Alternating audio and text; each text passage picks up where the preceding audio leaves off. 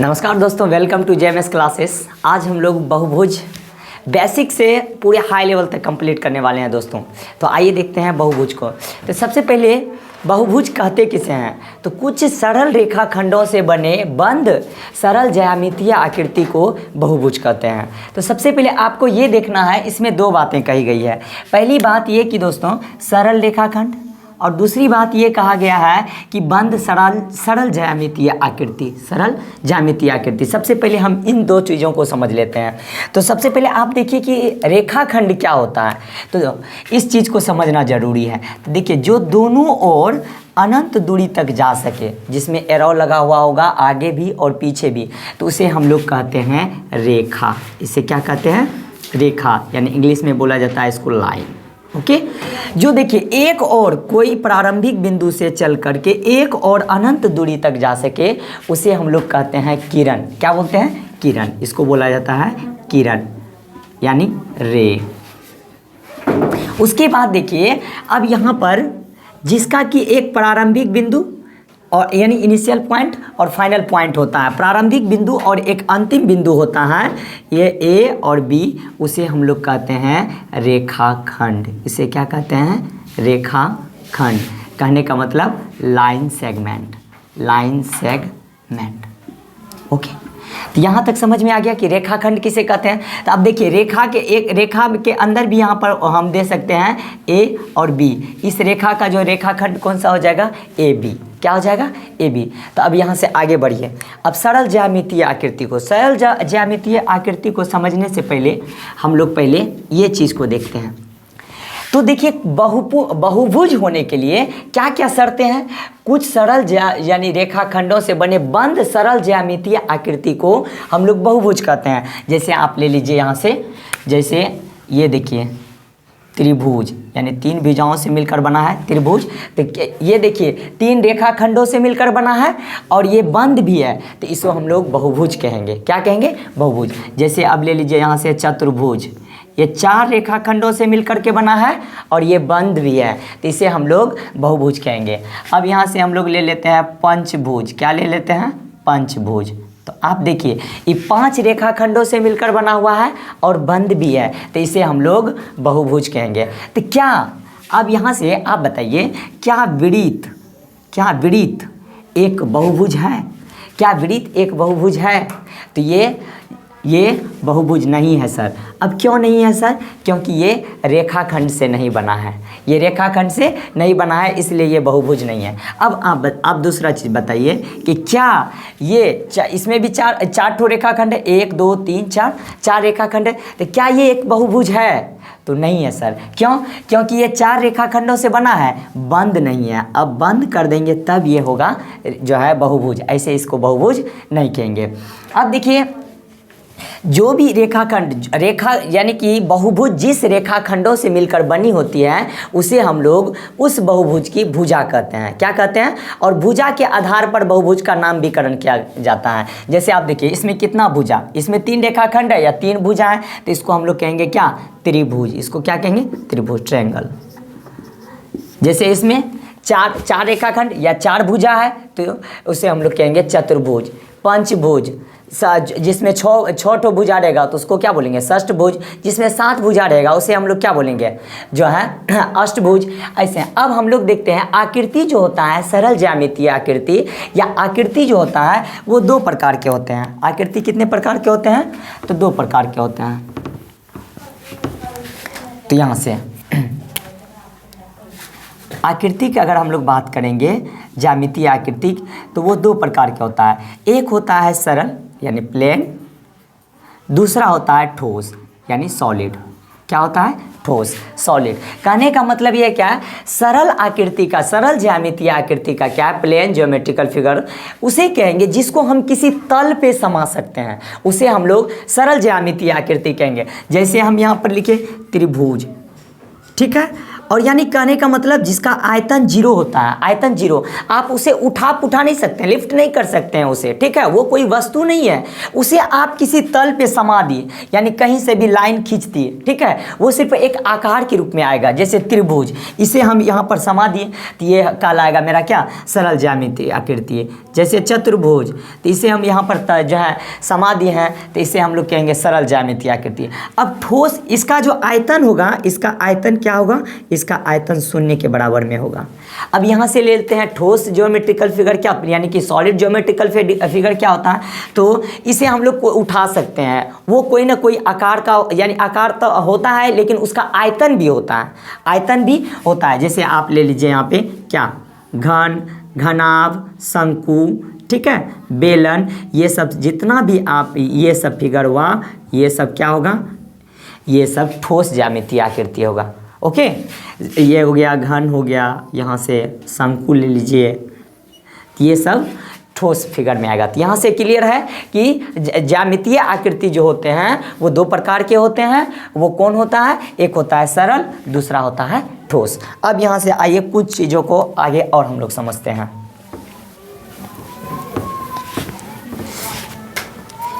यहाँ से एक पंचभुज लेते हैं, क्या लेते हैं, पंचभुज लेते हैं, पंचभुज भैया, ठीक है। तो अब यहाँ सबसे पहली बात आपसे पूछेंगे हम, इसके शीर्ष का नामकरण कर देते हैं। यहाँ शीर्ष ए, ये बी, सी, डी, ई, ओके। अब इनमें रेखाखंडों की संख्या कितनी है, तो आप कहेंगे 5 है। रेखाखंडों की संख्या कितनी है, तो 5। अब यहाँ से हम कहेंगे, अभी जस्ट बताए थे कि बहुभुज जिन रेखाखंडों से मिलकर बनी होती है उन रेखाखंड को हम लोग भुजा कहते हैं। क्या बोलते हैं, तो भुजा। इनमें भुजाओं की भी संख्या कितनी हो जाएगी, भुजाओं की भी संख्या क्या हो जाएगी, 5 हो जाएगी। भुजाओं की भी संख्या कितनी हो जाएगी, 5 हो जाएगी। अब यहाँ बात आती है शीर्ष। इसे शीर्ष यानी शीर्ष किसे कहते हैं, तो शीर्ष देखिए, जिस बिंदु पर दो रेखाखंड आकर मिलती है या दो भुजा आकर मिलती है, उस बहुभुज के उस बिंदु को हम लोग शीर्ष कहते हैं। जैसे यहाँ पे देख लीजिए ए, बी, सी, डी, ये सब बिंदु क्या है, यहाँ पर देखिए दो रेखाखंड का मिलान हुआ है ना, तो इसे हम लोग शीर्ष कहेंगे। क्या बोलेंगे, शीर्ष बोलेंगे, वर्टिसेस। ओके, शीर्ष क्लियर है। अब कोण, कोण किसे कहते हैं, तो जहाँ दो रेखाखंडों के बीच के झुकाव को हम लोग कोण कहते हैं। क्या कहते हैं, दो रेखाखंडों के बीच के, जहाँ पर देखिए यहाँ जो इस दोनों रेखाखंड जिस बिंदु पर मिला, इसके बीच के झुकाव को हम लोग क्या कहेंगे, इसके बीच के झुकाव को हम लोग कोण कहेंगे। अब देखिए दोस्तों, यहाँ पर कोण भी दो प्रकार का होगा। कोण जो भीतरी में होगा, यानी जो अंदर में होगा, उसे हम लोग अंतःकोण कहेंगे। क्या कहेंगे, अंतःकोण। अंतःकोण यानी इंग्लिश में इसको बोलते हैं internal angle, internal angle. Okay, अब जो बाहर में होगा, बाहर में कैसे होगा, तो बाहर में जैसे इस रेखाखंड को हम लोग थोड़ा सा खींच देते हैं आगे, ठीक है, तो यहाँ पर भी तो एक कोण का निर्माण हो रहा है। तो जो बाहरी में होगा उसे हम लोग कहेंगे बाह्य कोण या बहिष्ठ कोण, बाह्य कोण या बहिष्ठ कोण। इसको इंग्लिश में बोलेंगे हम लोग external angle, external angle. Okay, यहाँ तक क्लियर है, क्लियर है दोस्तों। तो अब यहाँ से हम लोग इसको समझे, शीर्ष को समझे, कोण को समझे, रेखाखंड को समझे। अब यहाँ से हम लोग समझते हैं एक बात, यदि किसी बहुभुज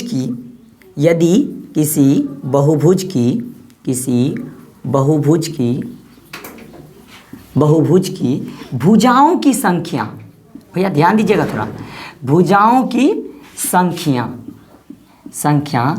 n हो तो नंबर फर्स्ट, पहला नंबर, उनके अंतःकोणों की जो संख्या होगी भैया, अंतःकोणों की संख्या।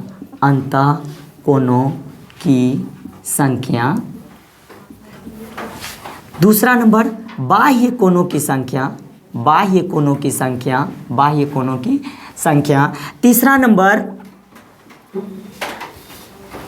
तीसरा नंबर शीर्षों की संख्या, दिख रहा है, शीर्षों की संख्या, ये सभी n के बराबर होगा, ये सभी n के बराबर होगा। समझ में आया कि नहीं? अब देखिए, यानी कहने का मतलब ये है, यदि किसी बहुभुज की भुजाओं की संख्या, यानी हम एक पंचभुज ले लिए हैं, इसमें भुजा की संख्या कितनी है? 5, तो इसका अंतः कोण का भी संख्या 5 होगा, बाह्य कोण का भी संख्या 5 होगा, उसके बाद शीर्षों की भी संख्या कितनी होगी? शीर्षों की भी संख्या 5 होगी। यहाँ तक क्लियर है? आइए हम इससे आगे समझते हैं। आइए विकर्ण को देखते हैं कि विकर्ण क्या होता है। विकर्ण इंग्लिश में इसको बोलते हैं डायगोनल। डायगोनल कितना प्यारा नाम है। आइए सबसे पहले हम लोग एक फिर से पंचभुज बनाते हैं। क्या बनाते हैं भैया? पंचभुज बनाते हैं और समझते हैं विकर्ण को कि विकर्ण क्या होता है। ठीक है? फिगर थोड़ा सा मेरा, फिगर में हम बहुत कमज़ोर हैं, थोड़ा सा मैनेज कर लीजिएगा। बढ़िया बना के ना। तो अब यहाँ से सबसे पहली बात, इसमें शीर्ष कितने होंगे? तो शीर्ष होंगे 5। कितने होंगे? 5 होंगे। अब विकर्ण क्या होता है कि देखिए, दो कर्मागत, जब हम दो कर्मागत शीर्ष को मिलाते हैं तो वहाँ भुजा का निर्माण होता है। जैसे आप देखिए, शीर्ष D और शीर्ष E मिलाए तो यहाँ से जो है, जब आप E दोनों शीर्ष मिलाए तो यहाँ भुजा का निर्माण हो गया। ठीक है? लेकिन जब आप दो कर्मागत शीर्ष को छोड़कर अन्य शीर्ष से मिलाने वाली रेखाखंड को हम लोग विकर्ण कहते हैं। जैसे अब यहाँ से देख लीजिए, एकड़ा में एकड़ा मिलाएंगे तो यहाँ तो भुजे बन जाएगा, तो हमको विकर्ण बनाना है, तो एकड़ा से हमको इसको छोड़ देना है। अब अगलका वाला में मिलाएंगे। क्या मिलाएंगे? अगलका वाला में मिलाएंगे। यहाँ से हम इसको मिलाएंगे। ठीक है? तो यहाँ से हो जाएगा ये विकर्ण। यहाँ से आप इसको भी मिला सकते हैं। ठीक है? यहाँ से भी आप इसको मिला सकते हैं, तो ये हो जाएगा इसका क्या? विकर्ण कहलाएगा। यानी इसका हम परिभाषा जब लिखेंगे तो क्या लिखेंगे? दो कर्मागत शीर्ष को छोड़कर अन्य शीर्ष से मिलाने वाली रेखाखंड को हम लोग उस बहुभुज का विकर्ण कहते हैं। क्या कहते हैं? विकर्ण कहते हैं। अब विकर्ण निकालने का अब आपसे पूछा जाएगा, आप एक बात हमको बताइए, ऐसा कौन सा बहुभुज है जिसमें एक भी विकर्ण नहीं होता है? ऐसा कौन सा बहुभुज है जिसमें एक भी जो है विकर्ण नहीं होता है?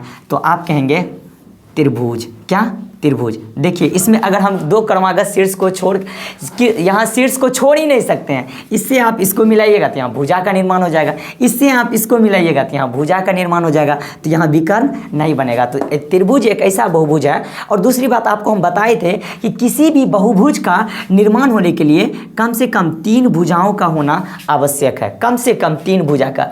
2 भुजा में कभी भी जो है हमारा बहुभुज पॉसिबल नहीं होगा। अनंत में आप करोड़ों भुजा ले सकते हैं, करोड़ों भुजा से मिलकर बनी एक बहुभुज हो सकता है कि नहीं है?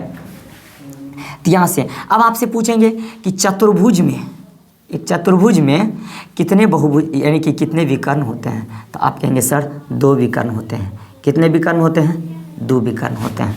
अब आगे हम लोग जो है इसको विकर्ण को निकालने का फॉर्मूला, और उससे पहले हम लोग जान लेते हैं कि बहुभुज के प्रकार। बहुभुज के प्रकार, बहुभुज के प्रकार को जान लेते हैं कि बहुभुज कितने प्रकार के होते हैं। बिल्कुल भैया बेसिक से आप शांति से खाली ध्यान दे के यहाँ पे पढ़िए और थोड़ा नोट भी करते जाइएगा, बहुत बढ़िया चीज़ है। बहुभुज 2 प्रकार के होते हैं भैया। एक होता है उत्तल, एक होता है उत्तल, एक होता है अवतल। जो है भैया, यहाँ जो भी आकृति का अध्ययन करेंगे तो हम लोग उत्तल ज्यामितीय आकृति का अध्ययन करेंगे। अगर उत्तल ज्यामितीय आकृति लिखा हुआ रहेगा तो ठीक है, अगर नहीं लिखा हुआ भी रहेगा तो आप समझिएगा कि उत्तल एक आकृति है। कौन सा आकृति है?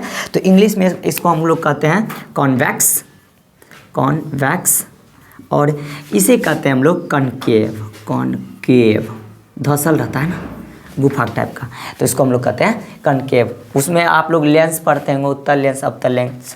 तो अब यहाँ से हम लोग जो पढ़ रहे हैं वो ज्यामितीय आकृति के विषय में पढ़, यानी कि बहुभुज के प्रकार, एक उत्तल एक अवतल। तो अब हम लोग उत्तल किसे कहेंगे और अवतल किसे कहेंगे, तो इस बात को हम लोग देखते हैं। तो उत्तल वैसे कहेंगे कि ऐसा बहुभुज जिसके कोई भी अंतःकोण 180 डिग्री से अधिक ना हो, उसे हम लोग उत्तल जो है बहुभुज कहेंगे, उत्तल बहुभुज कहेंगे। जैसे यहाँ से आप देख लीजिए, हम लोग एक एग्जाम्पल लेते हैं, तो लिख लेंगे ना इसको आप लोग। वैसा बहुभुज जिसका कोई भी अंतःकोण, ठीक है, बोल ही देते हैं, वैसा बहुभुज जिसका कोई भी अंतःकोण 180 डिग्री से अधिक ना हो। जैसे फॉर एग्जाम्पल के लिए हम लोग एक चतुर्भुज को लेते हैं, एक चतुर्भुज को लेते हैं तो आप इसमें देखेंगे कि इसके जो अंतः कोण है सभी 180 डिग्री से कम है, सभी 180 डिग्री से क्या है, कम है। तो इसे हम लोग क्या कहेंगे, इसे हम लोग कहेंगे उत्तल बहुभुज। क्या कहेंगे, उत्तल। अब अवतल में आ जाइए, हम लोग अवतल में आ जाते हैं। आपको एक चीज़ और दिखाते हैं, देखिए देखिए, ये देखिए, ये देखिए, देखिए ये भी एक चतुर्भुज है, ये भी क्या है, एक चतुर्भुज है। भैया मेरा फिगर थोड़ा सा कमज़ोर है तो आप मैनेज कर लीजिएगा। ये भी एक चतुर्भुज है, ठीक है। यहाँ पर भी देखिए, यहाँ पर भी है ना, 1 2 3 4 4 रेखाखंडों से मिलकर बनी है। लेकिन इसका देखिए, ये वाला जो अंतःकोण है 180 से कम, ये वाला जो अंतःकोण है 180 से कम, ये वाला जो अंतःकोण है 180 से कम। लेकिन जब आप यहाँ वाला अंतःकोण देखते हैं तो ये 180 या 180 से क्या है, अधिक है। क्या है, अधिक है कि नहीं, बताइए। तो ये चले जाएगा किस में, ये चले जाएगा अवतल बहुभुज में। किस में चले जाएगा, अवतल बहुभुज में। आइए अब आगे देखते हैं हम लोग दोस्तों, आगे देखते हैं हम लोग, आइए देखते हैं हम लोग। अब देखिए एक चीज़, यदि किसी बहुभुज में, यदि किसी बहुभुज में भुजाओं की संख्या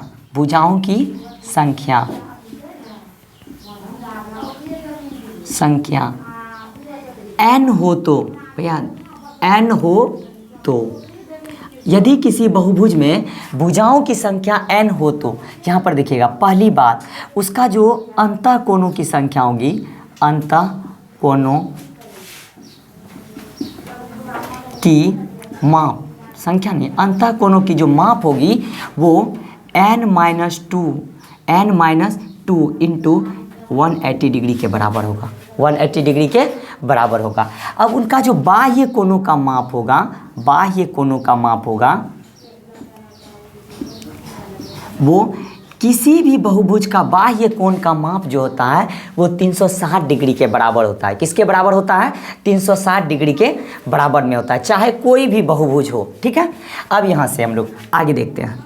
अब उनका जो होगा विकर्णों की जो संख्या होगी, विकर्णों की संख्या तो उसका फार्मूला होता है, तो उसमें लगा दीजिएगा n² - 3n/2 इस फार्मूला पे अगर हम बैठाते हैं तो आराम से हम लोग जो है निकाल लेते हैं। जैसे एक त्रिभुज लेते हैं, ठीक है, त्रिभुज का आपको हम कोई कह देगा कि बताओ कि त्रिभुज का जो होता है अंतःकोणों का जो है माप कितना होता है, त्रिभुज का अंतःकोणों का, तो कुछ नहीं, अंतःकोणों का माप बराबर क्या होता है, n-2 इंटू 180 डिग्री। तो 3 में से 2 घटाएंगे, 1 गुना 180, तो 180 डिग्री। त्रिभुज के अंतःकोणों का योग कितना होता है, 180 डिग्री। कहेगा चतुर्भुज के अंतःकोणों का योग बताओ, तो कुछ नहीं करना है, 4 - 2 कितना हो गया, 2 और 2 गुना 180 360 डिग्री, यानी 360 डिग्री। अब आपको कहेगा कि चतुर्भुज में बताइए आप कि एक चतुर्भुज में जो है विकर्णों की संख्या कितनी होती है। धड़ाक से ही फार्मूला पे निकाल दीजिएगा। 4 का n का मान क्या हो जाएगा, यहाँ 4, 3 गुना 4 बटे कितना हो जाएगा, 2। कहने का मतलब 16 - 12 बटे 2, और कहने का मतलब 16 में से 12 गया, 4 बटे 2 बराबर कितना हो जाएगा। यानी एक चतुर्भुज में विकर्णों की संख्या कितना होती है, कितनी होती है, 2 होती है। कितना होता है, इसी टाइप से अनंत आपको कह देगा कि बताइए कि एक अष्टभुज में विकर्णों की संख्या कितनी होती है। यानी कि 8 भुजा वाला है तो उसमें विकर्णों की संख्या क्या था, तो 8 8 64 - 24 तो हो गया 40 बटे 2, यानी उसमें जो होता है 20। एक अष्टभुज में विकर्णों की संख्या कितनी होगी, तो 20 होगी। तो इस टाइप से हम अनंत 1 करोड़ जो अगर भुजा वाला कोई है तो उसका भी हम लोग निकाल सकते हैं। लाखों भुजा वाला कोई बहुभुज है तो उसका भी हम लोग निकाल सकते हैं। तो नेक्स्ट हम लोग आइए दोस्तों आगे देखते हैं। हम लोग आगे हम लोग देखेंगे समबाहुभुज, समबाहुभुज, ओके, या आप इसको समबाहु बहुभुज भी कह सकते हैं। समबाहु, जी और बाहुबली, बाहु बहुभुज भी कह सकते हैं, ठीक है, बहुभुज। इसका इंग्लिश होता है regular polygon, regular polygon, okay. तो इसे क्या कहते हैं, अब देखिए समबाहुभुज या समबाहु बहुभुज उसे कहेंगे जिसका कि, ठीक है, जिसका कि भुजाओं की माप, भुजाओं की माप, साथ साथ में इसके साथ में दूसरा क्या होगा कि इसके अंतःकोणों की जो माप होगी, कोणों की माप समान होगा, अंतः कोणों की माप अगर समान होता है तो उसे हम लोग कहते हैं समबाहुभुज। और इसका जब हम लोग निकालेंगे क्या, इसका जब हम लोग अंतः कोण निकालेंगे, इसके प्रत्येक अंतः कोण जो होंगे, प्रत्येक अंतः कोण, तो उसका फार्मूला क्या होगा, n-2 इंटू 180 डिग्री अपॉन 2 यानी n-2 गुना 180/2, ये इसका फार्मूला ये होगा। अब अगर हम लोग बाह्य कोण इसका निकालते हैं, क्या निकालते हैं, प्रत्येक बाह्य कोण जब इसका हम लोग निकालेंगे बाह्य कोण, तो वो हो जाएगा 360/2, 360/2, तो ये फार्मूला होगा। और एक बात आप लोगों को याद रखना है दोस्तों, जिसके बेस पर हम लोग किसी भी बहुभुज में मान लीजिए कि एक बहुभुज हम लोग लेते हैं, तो उसके अंतः और बाह्य कोणों का जो योग होता है, उसके अंतः और बाह्य कोणों का जो योग होता है, मान लीजिए यहाँ एक अंतः कोण है, ठीक है, और यहाँ से हम लोग एक बाह्य कोण लेते हैं, तो वो वहाँ पर ये अंतः और बाह्य कोण का जो योग होता है एक संपूरक कोण के बराबर होता है, एक संपूरक कोण के बराबर, यानी 180 डिग्री का बराबर होता है। क्यों? क्योंकि यहाँ पर देखिए एक रेखीय युग्म का निर्माण हो रहा है, रेखीय युग्म का निर्माण हो रहा है। कहने का मतलब किसी भी बहुभुज में अंतः कोण प्लस बाह्य कोण का जो योग होता है भैया, बाह्य कोण का योग, वो दोनों जो होता है एक संपूरक कोण के बराबर होता है। कहने का मतलब 180 डिग्री के बराबर होता है, जैसा कि हम लोग यहाँ पर देख रहे हैं। और इसी बेस पर हम लोग अगले वीडियो में काफ़ी सारे क्वेश्चंस को करेंगे, तो इसको ध्यान में रखना है। और आशा करते हैं ये वीडियो आपके लिए काफ़ी महत्वपूर्ण और उपयोगी रहा होगा। मिलते हैं नेक्स्ट वीडियो में। जय हिंद दोस्तों।